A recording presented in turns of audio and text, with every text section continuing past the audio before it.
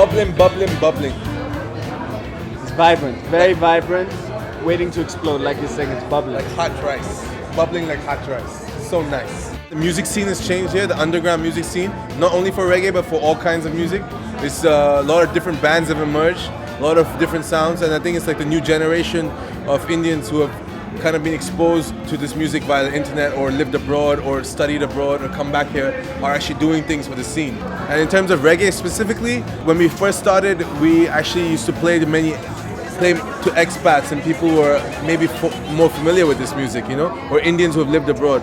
But now I've noticed a trend that younger people are getting into this music.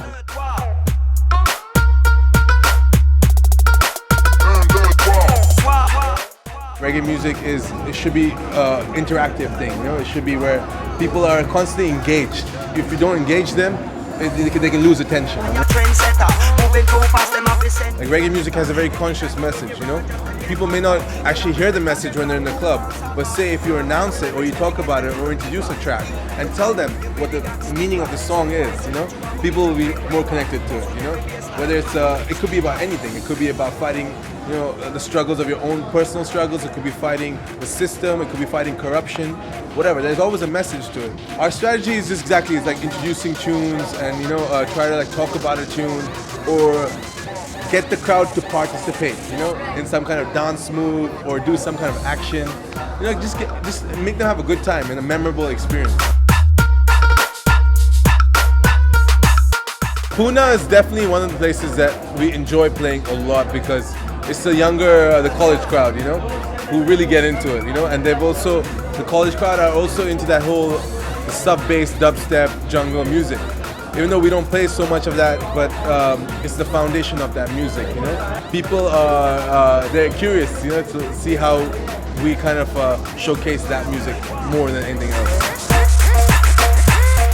Yeah, Dub Station is one of the crucial things that's actually changed. It was a turning point for us, you know, because when you have a bar and a club like this, you can attract a certain kind of clientele, a certain kind of crowd, you know, and they might just stumble across a stage like Dub Station and have reggae artists perform there and might just be interested, you know, whereas someone might not necessarily come to a club thinking, oh, I'm not really into reggae, so there's no need for me to come. But in the festival, you're just open to a lot more people, you know? Me don't want no disappointment. Me love excitement. Me don't want no.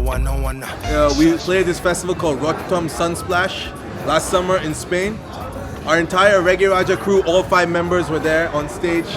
He and Finn also was there. He joined us for one song. Our friend Longfinger was there. Our whole massive, our friends were also there, but it's also, we played in a dancehall stage in front of like almost 2,000 people in one of the biggest reggae festivals on the planet. And it was just one of those moments that is very memorable because we had like also dancers on the stage, the full setup, the full show. And it was the first time we were all together, you know, in a big festival like that. So it was really special. Meeting Snoop Dogg. Yeah, about the whole experience. I mean, we got to hang out with the crew and the entourage, you know, and we grew up listening to like that music. It was gangster rap music, but it was definitely part of our youth, you know, like early 90s, Snoop Dogg, Corrupt, Daz, Dog Pound. So just to hang out with them and just chill with them on a friendly level basis is amazing, you know. For us, it's almost, and like playing on that big stage also was amazing because we were kind of, it was a turning point in some sense because we kind of were exposed to so many people. I think the most memorable part about the Snoop Dogg show was the last song of our set. We were joined on stage by a couple of rappers, MCs from New Delhi, as well as Delhi Sultanate and Samara C. So it was like a big, you know, sort of all-star jam, the last song. And that was really memorable, representing New Delhi just before Snoop Dogg opened. Keep it popping, everybody, while I'm stacking the dough, rapping the flow, New Delhi, what's happening? What I'm listening to all the time right now at the moment, the Key and Finn, Trouble Bubble.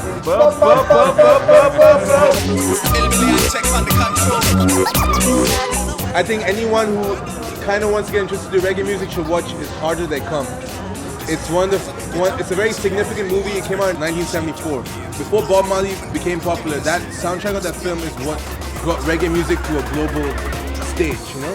So I think if anyone who's, wants to just see how it all developed in the 70s and how it all started, that's a great movie to start with. It stars Jimmy Cliff, a legendary reggae singer who was big before Bob Marley became big.